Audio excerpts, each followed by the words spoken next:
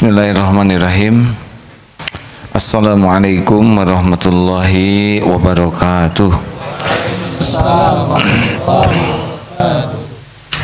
Innal hamdalillah nahmaduhu wa nasta'inuhu wa nastaghfiruh wa na'udzu billahi min shururi anfusina wa min sayyiati a'malina may yahdihillahu fala mudhillalah wa may yudlil fala hadiyalah. Allahumma salli ala sayyidina Muhammad wa ala alihi wa ashabihi ajma'in. Silakan Ustaz. Bismillahirrahmanirrahim. Kitab Al-Hikam nomor 196. Kullu kalamin yabruzu wa alaihi kiswatul qalbi alladhi minhu baraza. Tiap-tiap kalimat yang keluar pasti membawa corak bentuk hati yang mengeluarkannya. Dalam peribahasa, kullu ina'in yandahu bima fihi, tiap bejana atau poci dan sebagainya pasti mengeluarkan yang terisi di dalamnya. Teko hanya mengeluarkan isi teko. Di dalam kopi keluar kopi, di dalam bening keluar bening, di dalam comberan keluar comberan.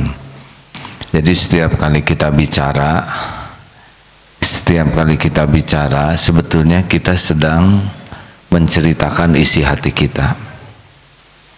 Raut muka, sikap, tutur kata, nada, itu sebetulnya. Makanya orang yang jarang bicara, menahan lisan lebih aman. Karena kalau kita bicara, intinya kita sedang membuka aurat kita. Kita akan ketahuan bahwa kita ini ria, sombong, dengki, kurang iman, pembohong. Banyak yang akan nampak justru ketika kita bicara. Penting sekali bagi kita menyadari bahwa perkataan kita ini akan menunjukkan siapa diri kita yang sebenarnya. Walaupun perkataan bisa sepertinya bagus, tapi kalau hati kita kurang bagus nanti akan nampak dari nadanya. Maka yang paling pokok adalah hidup ini bukan mahir bicara, tapi mahir membersihkan dan mengendalikan hati. Kalau hati semakin bersih, nanti kata-kata akan menyesuaikan dengan kebersihan hati. Makin pandai membersihkan hati, nanti setiap kata-kata itu dengan izin Allah bisa mudah menyentuh hati. Karena hati memang disentuhnya oleh hati. Rasulullah SAW itu semua perkataan dan sikapnya berasal dari hati yang tulus dan tembus sampai ke hati kita sekarang. Maka tidak perlu kita jago bicara. Yang penting mah jago ahli membersihkan hati, ahli menata kebeningan hati, nanti ngalir semuanya dengan baik dengan izin Allah. 197. Man udina lahu fi ta'biri fuhimat bi masami'il khalqi ibaratuhu wa juyyilat ilaihim isyaratuhu. Siapa yang telah mendapat izin dari Allah untuk berkata-kata atau menerangkan, maka segala kata-katanya dapat dimengerti oleh pendengarnya, dan semua isyarat yang ditunjuknya dapat terang jelas bagi mereka. La yatakallamuna illa man adina lahu ar-rahman wa qala shawaba. Mereka tidak dapat berkata-kata kecuali yang diizinkan oleh Allah Ar-Rahman. Gini hadirin, ini Allah Subhanahu wa ta'ala menguasai diri kita sepenuhnya. Allah tahu apa yang ada dalam pikiran, Allah juga tahu apa yang ada di hati kita. Kalau kita selalu takut kepada Allah sehingga menjaga diri, Allah akan menuntun. Kalau hati kita selalu ingat ke Allah, Allah nuntun. Apa yang harus dikatakan mudah diilhamkan saja. Dan kata-kata yang ditolong oleh Allah akan bertenaga. masuknya kata-kata ini ke dalam hati saudara-saudara bukan karena kemahiran seseorang, tapi karena Allah Subhanahu wa Ta'ala yang menghujamkan di hati. Karena tidak ada kebaikan kecuali wa ma bikum min ni'matin faminallah. Jadi kita tidak usah menjago-jagokan diri ngatur kata-kata supaya orang lain terpesona. Tidak perlu, karena Allah tidak terpesona kepada orang yang mengada-ada. Bicara jernih apa adanya, lempeng lurus dengan niat yang bagus, kata-kata yang benar. Nanti Allah yang akan menusukkan di hati setiap yang Allah kehendaki. Banyak orang yang punten ya, kalau saya mengacu ke guru aja, aduh guru saya itu subhanallah bicaranya sangat sedikit, tetapi rasanya setiap perkataan tuh ada tenaga menggugah, mengubah, mendorong, menyemangati.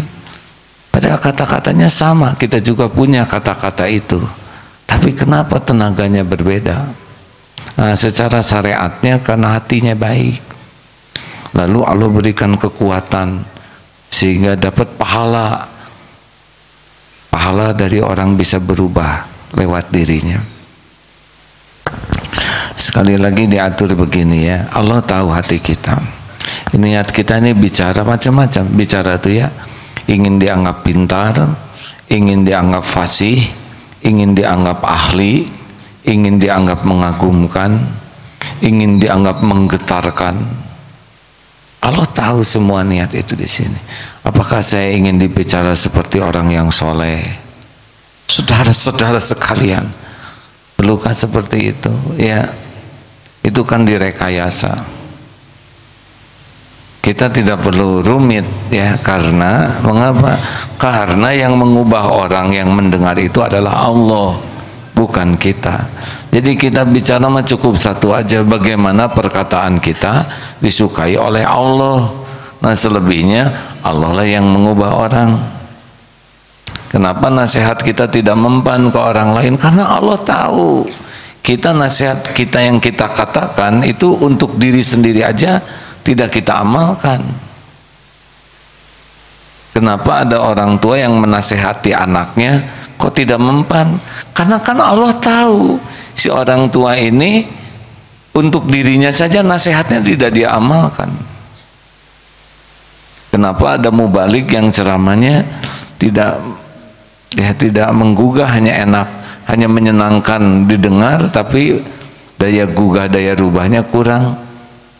Ya, karena Allah tahu mubalik ini kelakuannya apa di belakang tersembunyi.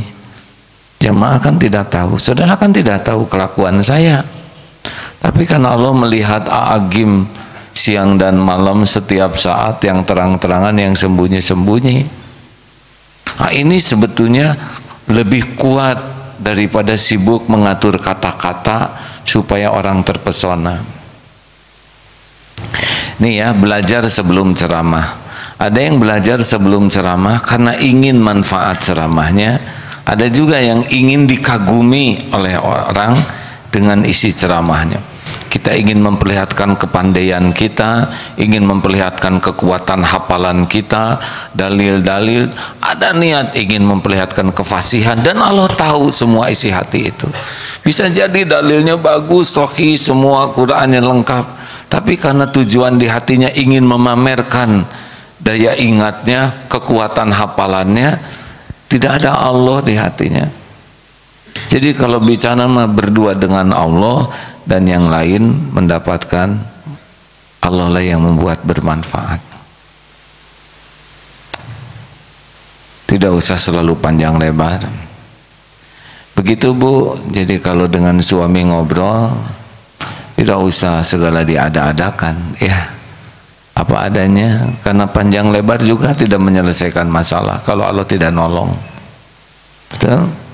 Kita juga sebagai lelaki nggak usahlah segala disebutin, bicara yang wajar, proporsional, secukupnya, karena yang bisa menggugah dan merubah itu adalah Allah Subhanahu wa Ta'ala.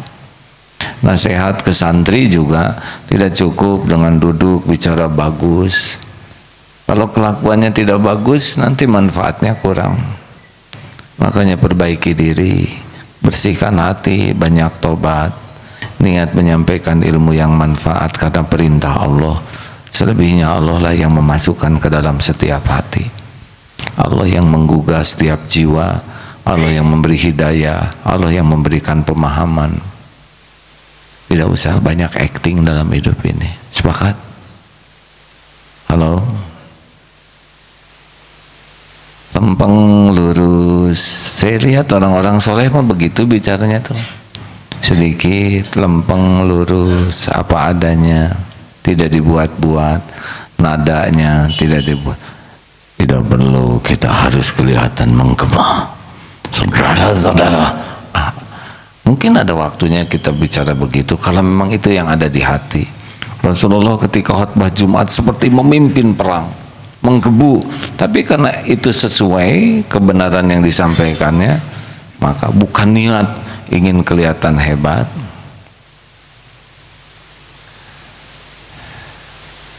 Ayo kita tanya terus ke hati, niat bicaranya apa? Ingin kelihatan pintar, ingin kelihatan hebat, ingin kelihatan soleh, ingin kelihatan fasih, ingin kelihatan merdu. Pokoknya kalau sibuk dengan penilaian orang, nah itu berarti kurang tulus.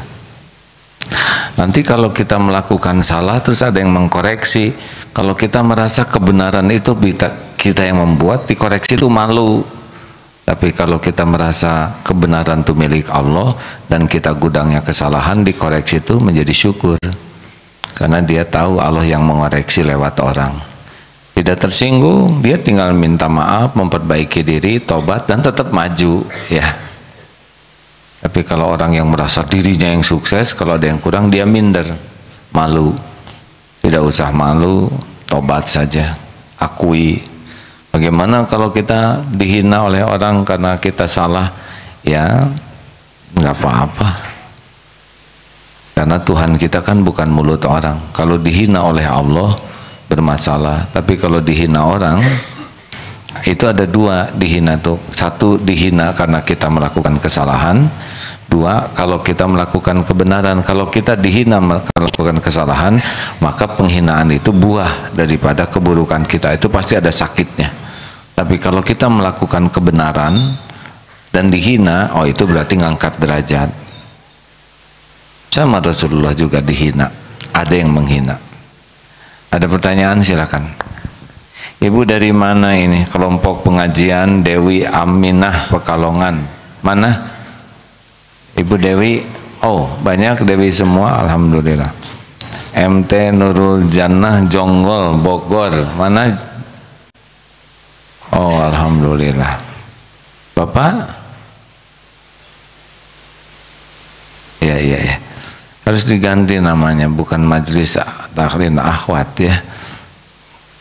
Ada pertanyaan, silakan. Oh, langsung nanya sih, udah dipersiapkan. Pertanyaannya harus sesuai dengan materi ya. Nggak boleh dibawa dari rumah. Bagian sekarang nanya. Materinya adalah bagaimana falyakul khairon auliyasmut. Kalau orang sudah disukai Allah, nanti dia dijadikan mudah berbicara. Mungkin ada yang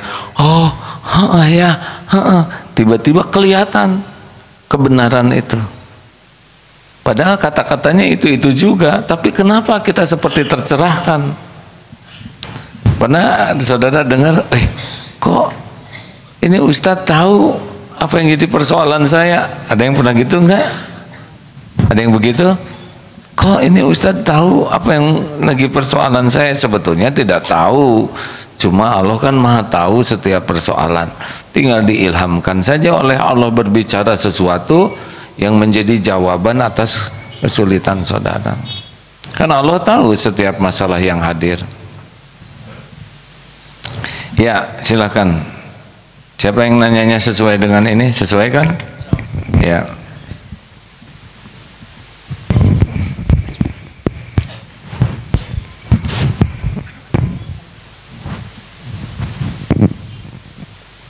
Assalamualaikum warahmatullahi wabarakatuh. Izin bertanya, bila suatu ketika kita mengadakan kegiatan, boleh jadi ketika pemateri pembicara belum datang, oleh karena itu kan perlu ada mengisi di waktu jeda tersebut. Nah, di waktu tersebut ya berbicara 1-2 banyak hal sampai kemudian pembicara datang. Nah, kemudian pertanyaannya tadi pernah juga menyampaikan niat itu di awal, di akhir, dan di tengah. Ketika kita berbicara sambil menunggu pemateri datang, pembicara datang, itu awalnya mungkin karena terpaksa, wah ini belum datang jadinya harus mengisi, ya boleh jadi itu ilmu ataupun bahkan istilahnya apa ya,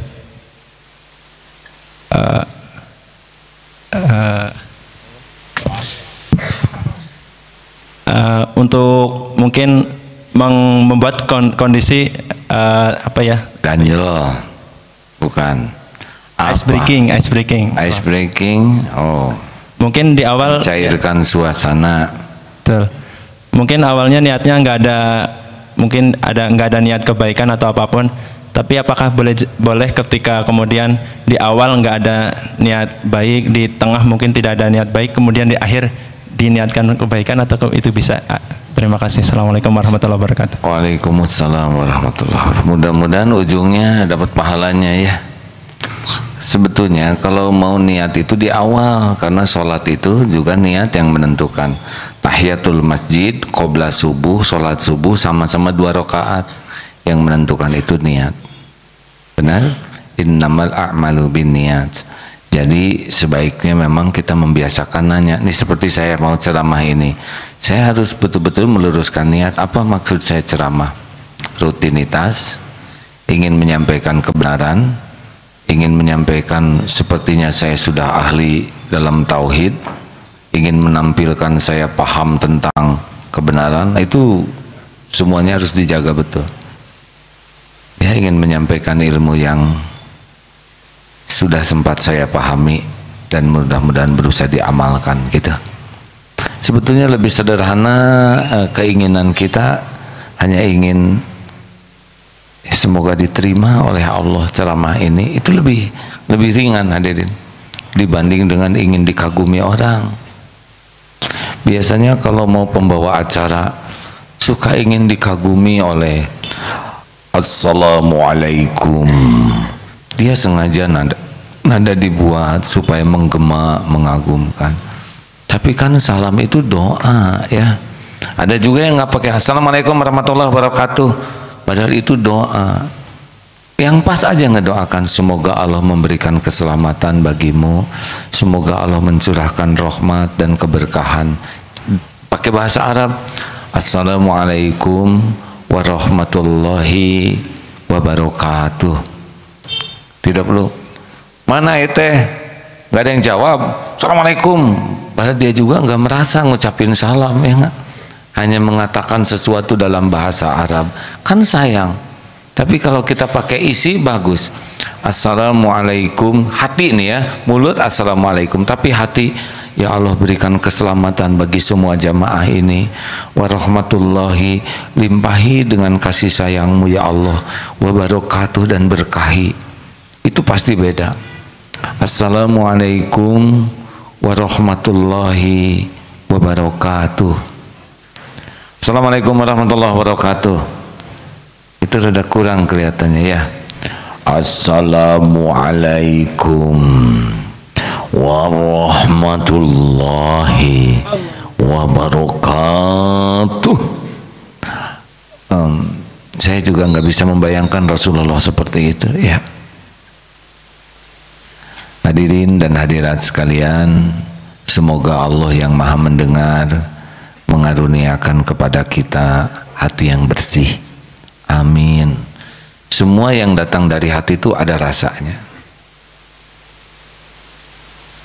Ya. Dari mana yang duluan? Yang sudah megang mikrofon. Ya. Ya, itu pinter ya. Yang lain ngacung, yang ini ngelampakin mikrofon, udah pasti dia ya. Ya. Bismillahirrahmanirrahim. Assalamualaikum warahmatullahi wabarakatuh. Waalaikumsalam warahmatullahi wabarakatuh. Nah, perkenalkan, nama saya Aidil dari mahasiswa UPI. Sebenarnya ini pertanyaan yang ingin saya ajukan tadi malam terkait bencana.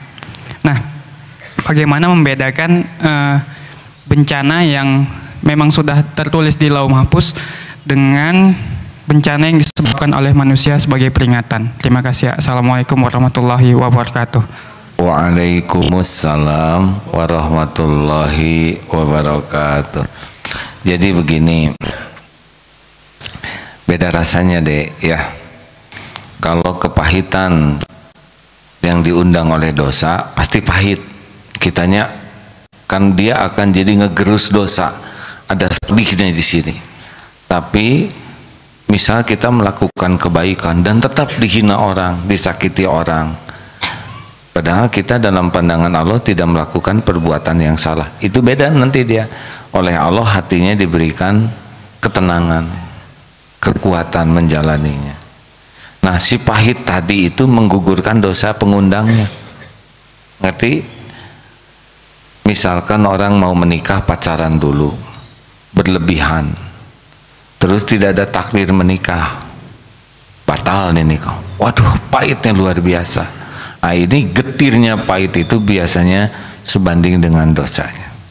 Nah, sekarang dia mau menikah, ada calon, dia istiqoroh, dia jaga pandangan, jaga sikap, jaga kelakuan, dan tidak ada jodohnya, tidak pedih nanti. Karena memang yang melukainya dikit, dia langsung dibuka oleh Allah hikmahnya. Ini memang bukan jodohmu. Bukankah engkau meminta yang terbaik, dan ini bukan yang terbaik untukmu. Dia bisa bersyukur, sama batalnya, pedihnya beda.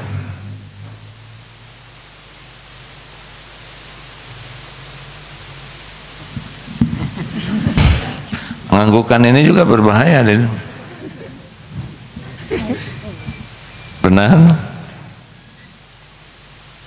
Makanya makin banyak bikin dosa, ya harus sangat siap pedihnya. Seperti seorang istri yang sangat mencintai suami sehingga melalaikan ke Allah, kuat sekali ke istrinya tuh, ke suaminya tuh, udah pasti pedihnya banyak. Tapi beda dengan yang cinta-cinta tapi nggak sampai menuhankan, tidak sampai melekat di hatinya. Ketika terjadi sesuatu ya sedih, tapi tidak sampai remuk. Apa latihannya mah WA saja. Kalau WA nggak dibalas, sampai sejauh mana kepedihan? Kalau WA nggak dibalas, melotot, kejang gitu.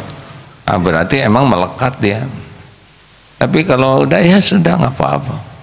Hari ini saya nggak di WA seharian, ya mungkin sedang sibuk, baterainya habis, kuota habis, dunia baik-baik aja, benar? Orang mau di penjara sekian tahun nggak ada WA, nggak ada HP, baik-baik saja. Kenapa ini sehari nggak komunikasi aja? Kok repot? Berarti keterikatan hatinya tinggi sekali. Ya, Bapak, kaum wanita tidak ada yang nanya? Assalamualaikum warahmatullahi wabarakatuh. Ceritanya saya ini punya besan, tapi besan ini memberikan kata-kata yang kurang mengenakan kepada kita. Dan intinya itu memutuskan hubungan silaturahmi. Tapi hati kita ini ingin sekali menyambung silaturahmi. Bagaimana caranya supaya kita ini istilahnya akur kembali gitu loh Pak. Assalamualaikum warahmatullahi wabarakatuh. Sebetulnya bukan kita Pak, Bapak ya. Besan saya baik-baik saja Pak.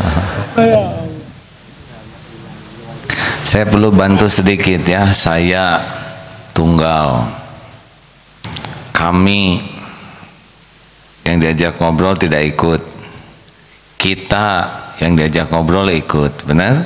Jadi kalau ibu-ibu mengatakan begini ya, waktu kita malam-malam, itu fitnah ya. Bukan kita, saya gitu ya. Suami kita kan ini lebih mengerikan lagi ya.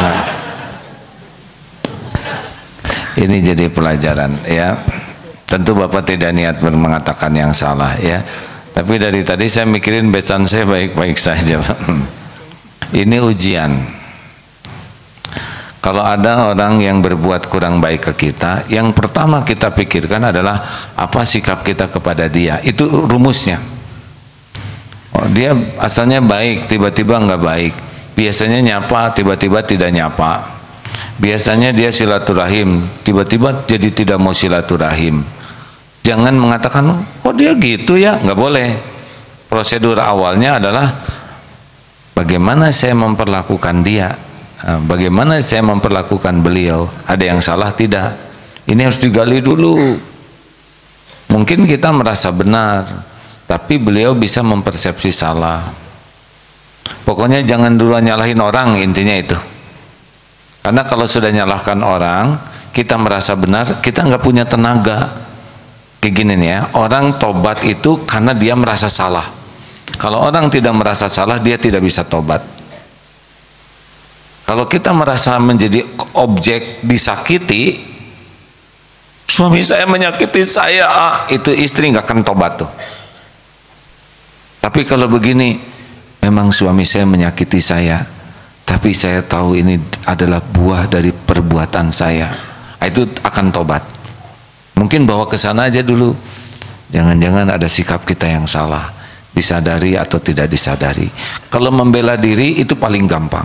Tapi sudah nggak ketemu misalkan kesalahannya, versi kita, silaturahim, tanya. Siapa tahu kita mengusap bisul, ya. Kita niatnya membelai, padahal di sini bisul, jadi luka. Semua orang punya titik-titik bisul. Ada yang tidak mau ketemu lagi, kenapa? Karena tiap ketemu nanya anak, anaknya berapa? Padahal dia nikah juga belum. Jadi dia nggak mau ketemu. Nanya anak kan sepertinya normal. Anaknya berapa? Mereka mau jawab, padahal belum nikah. Itu perih bagi dia. Salah segala ditanya sih, ya. Kalaupun terjadi memang begitu, kita aja yang datang. Dia tidak mau datang, kita datang. Tidak mengirim hadiah, kita yang ngirim. Saya ngirim telur. Buat apa telur ayam? Telur bebek baru dihargai. Kita kirim telur bebek. Cuman telurnya aja, mana bebeknya? Kirim bebeknya. Dan nggak ada ruginya kita berbuat baik, walaupun tidak diterima kasihi, walaupun tidak dihargai, nggak ada ruginya tuh. Yang rugi itu yang tidak ikhlas. Ladang amal, Pak. Masih ingat rumus kalau ada orang tidak baik ke kita? Satu, syukur. Ada orang sekarang berkata jelek ke kita. Satu apa? Syukur. Kenapa? Syukur, bukan kita yang bagian jelek. Dua, apa? Belajar. Berarti kita tahu bahwa kalau ngomong gitu teh nggak enak, saya nggak akan ngomong kayak gitu. Tiga, ladang amal untuk memaafkan. Empat, ladang tobat, karena boleh jadi kita dihina karena kita pernah nyakitin orang lain. Ya, plat biru dulu ya. Ibu-ibu tidak ada yang nanya kah? Ini santri dari mana? Dari Buah Batu? Adakah santri Buah Batu yang ke sini? Tidak ada? Assalamualaikum warahmatullahi wabarakatuh.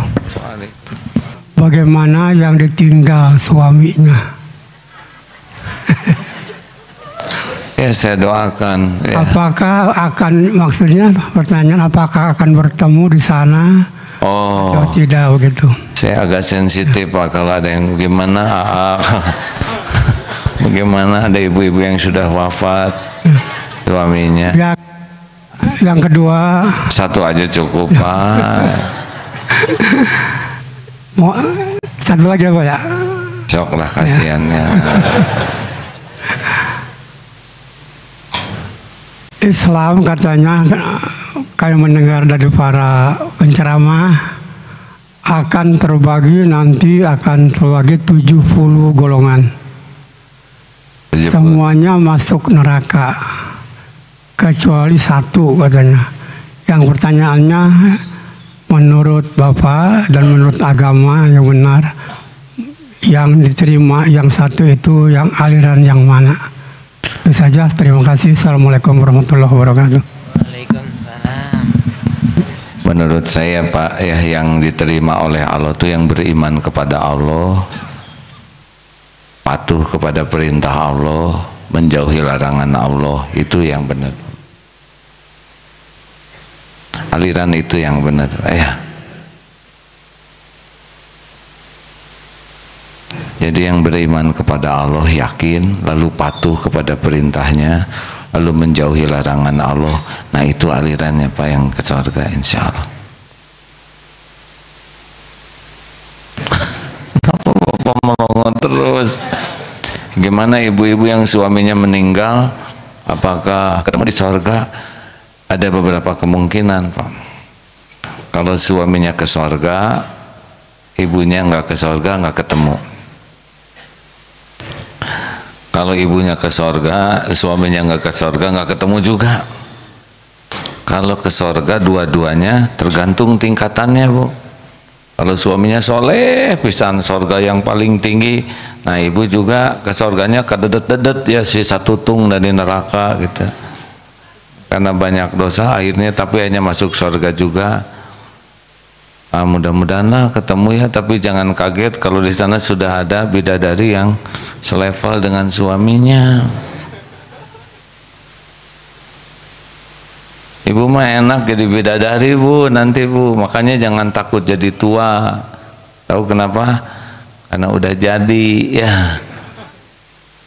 Tinggal mikir bagaimana masuk surga gitu. Enak mikirin surga tuh hadirin, membuat dunia ini lebih ringan. Yang jarang mikirin akhirat, dunia ini pasti berat. Gitu Pak. Ibu dulu silakan. Ini pertanyaan teh jadi semakin kemana-mana hadirin. Yang Assalamualaikum yang dikasih warahmatullahi ini. Waalaikumsalam warahmatullahi wabarakatuh. Perkenalkan dulu saya Bu Eli dari Majelis Taklim Dewi Aminah Pekalongan, Jawa Tengah. Hampir aja saya nanya Dewi Aminah ini siapa, tapi saya tahan aja gitu ya. Begini ya, akhir-akhir ini wabah WA itu ada di mana-mana. Apa? WA, WhatsApp. Ya. Ini kan dari mulai anak-anak sampai ibu-ibu yang sudah sepuh-sepuh saja punya grup WA.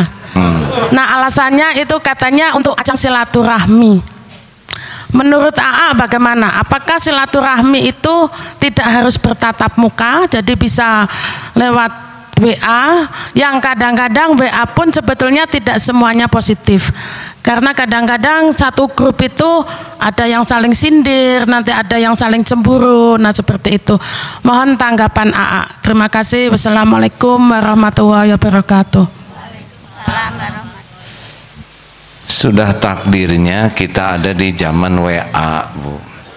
Pokoknya ibu nih zaman now ya Bu. Ibu kan ada remaja no, ibu nenek no.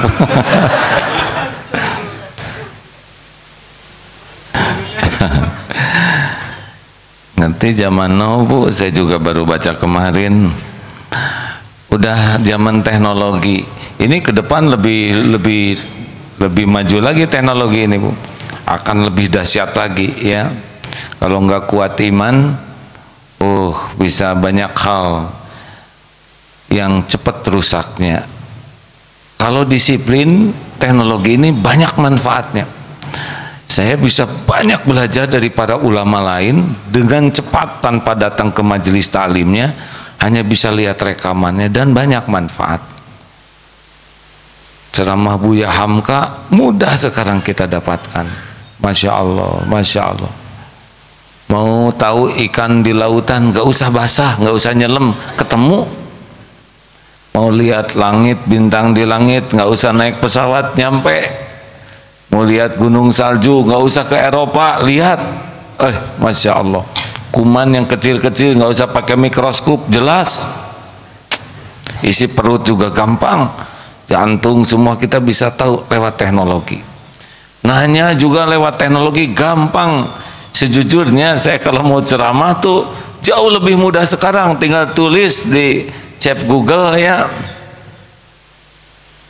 apa dalil keluar semua, tinggal pilih, belajar, contreng, nyetaknya juga gampang, di copy, pas keluar, belajar seketika. Kalau diniatkan teknologi untuk 4 hal, pokoknya untung rugi itu 4 saja kuncinya. Surat Al-Asr.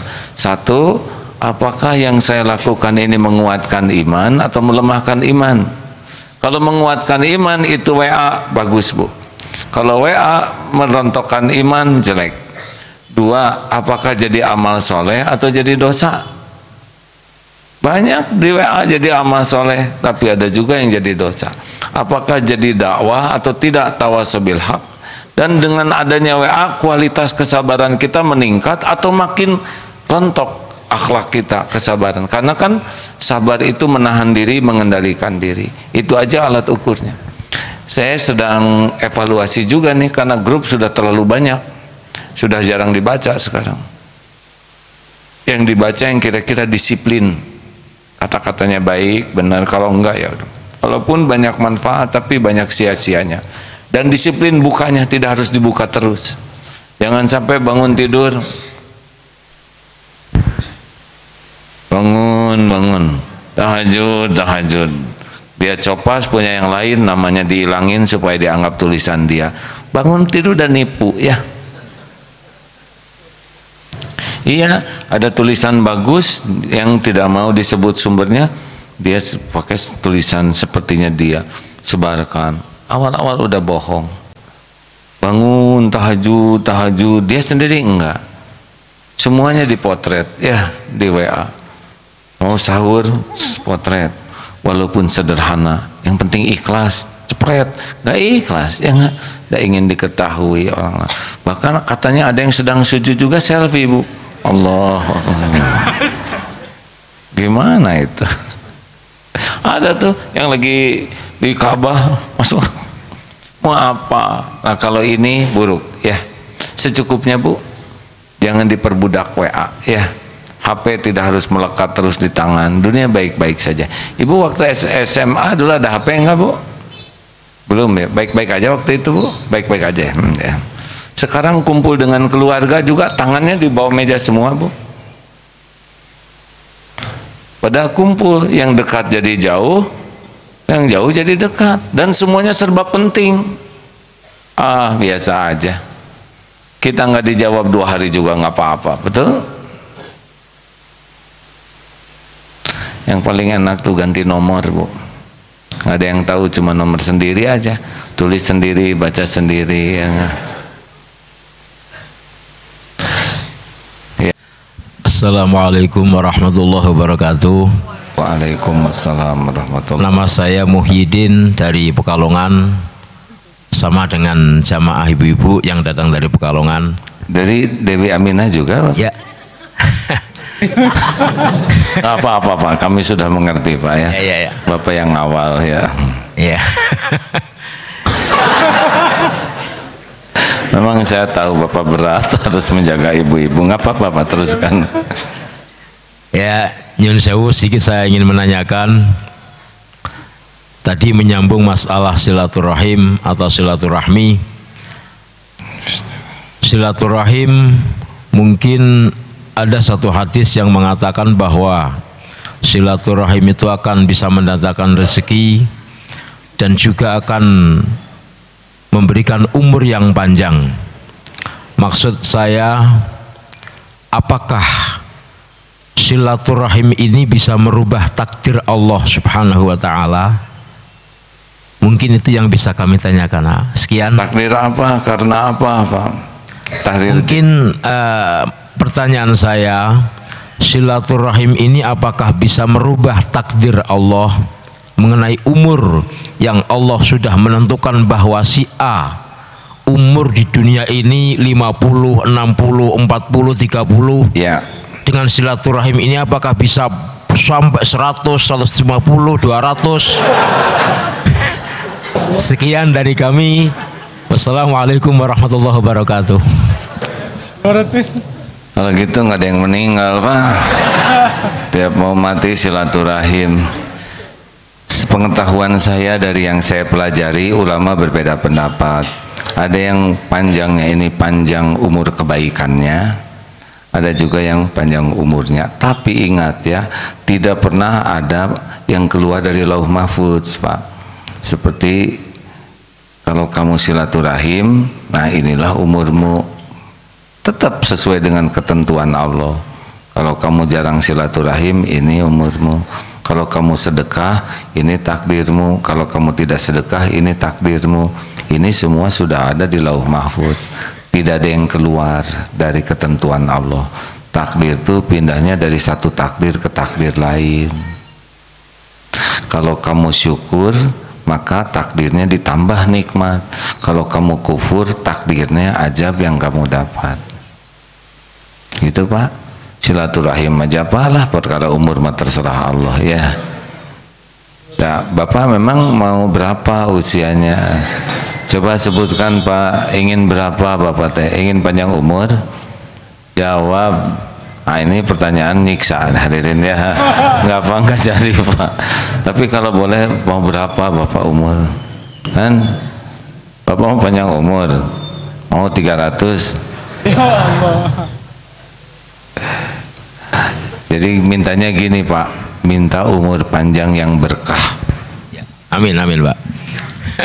Ya itulah semua takdir Allah. Cuman yang jadi ini maksud saya ini kan gini, Pak, gini, orang agar supaya dengan ketauhidan kita, agar supaya tidak punya prinsip, biar AA ini memberikan satu pengukuhan kepada kita, kepada kami khususnya, agar supaya dengan adanya takdir itu tidak dimainkan dengan kata-kata silaturahim. Terkadang orang itu punya prinsip, punya pemikiran, wah aku iki, cara Pekalongan itu, wah aku iki banyak silaturahim sehingga umurku akan panjang, wah aku iki banyak silaturahim sehingga akan begini. Ya, padahal nopo itu kan pemahaman beliau, nggak apa-apa, Pak. Matur nuwun nggih. Tingkatan iman tiap orang beda-beda ya. Ada yang sedekah supaya tidak kena musibah, ya nggak apa-apa. Ada yang sedekah supaya banyak rezekinya, bagus. Sepanjang berharapnya dari Allah. Ya. Assalamualaikum warahmatullahi wabarakatuh. Waalaikumsalam. Saya Rafika dari program Deki, izin bertanya, A. Apa hukumnya jika kita membicarakan orang lain tetapi dengan tujuan memotivasi seseorang? Apakah boleh? Contohnya, si orang tua menasihati anaknya tetapi dengan menyebutkan kejelekan orang lain gitu, A. Misalnya, jangan kayak si AA gitu. Enggak. Hah? Kenapa nyumput? Kurang baik, kecuali yang sudah tertulis di Al-Quran. Jangan kayak Abu Jahal, jangan seperti Abu Lahab. Tapi selebihnya karena dianggap jelek, siapa tahu dia udah tobat ya. Siapa tahu husnul khotimah. Kita jadikan orang itu sebagai contoh jelek, padahal dia sudah tobat di sisi Allah dan bahkan sudah lebih tinggi derajatnya dari ibunya yang ngomongin itu ya. Berarti misalnya si orang tua itu udah jangan bicara. Pakai si ke orang tua tuh ya. Ya, maaf ya. Loh, saya kan bukan orang tua. Ya baik, terus. Ya, misalkan orang tua itu udah membicarakan kejelekan orang lain gitu kan, apakah orang tua itu berdosa? Kan tujuannya memotivasi anaknya gitu, A. Ya kalau tujuannya baik, pakai cara yang baik juga. Jadi tadinya berdosa nggak, A? Sepengetahuan saya itu kurang baik ya. Kurang baik itu berdosa, A. Kenapa maksa begini, Han? Ya kalau gibah mah dosa, Dek. Ya, A, siap. Terima kasih, A. Assalamualaikum warahmatullahi wabarakatuh. Kenapa dosa gitu ketawa ya? Terakhir, luar biasa terakhirnya, stop. Yang lain jangan ngacung lagi. Karena setiap saudara ngacung, hati saya jadi nggak tega. Jadi membuat saya menderita. Ya. Tolong berikan mikrofon. Jarang ada penanya dari sebelah dinding begitu. Allahumma sholli ala sayyidina Muhammad wa ala alihi wa ashabihi ajma'in. Allahumma iftah lana hikmataka ya Allah, wansur alaina rahmataka ya dzal jalali wal ikram. Allahumma a'inna ala zikrik wa syukrik wa husni ibadatik ya muqallibal qulub tsabbit qulubana ala dinik. Ya Allah, berkahi majelis ini, bukakan hikmah di balik setiap apapun yang terjadi. Ya Allah, jadikan kejadian apapun menguatkan iman kami. Jadikan semua kesibukan kami menjadi amal soleh kami. Jadikan waktu-waktu yang kami jalani menjadi dakwah kami ya Allah. Dan jadikan semua waktu yang kami jalani menguatkan kesabaran kami. Ya Allah, jadikan kami menjadi hamba-hamba yang selalu ingat padamu. Tenggelamkan diri kami dalam rasa syukur tiada bertepi padamu. Dan pilihlah kami menjadi ahli ibadah yang benar dan istiqomah.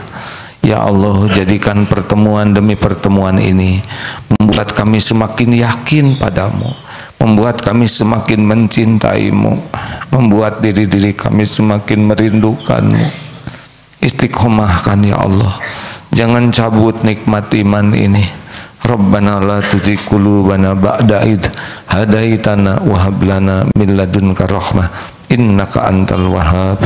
Rabbana atina fid dunya hasanah wa fil akhirati hasanatan wa qina adzabannar.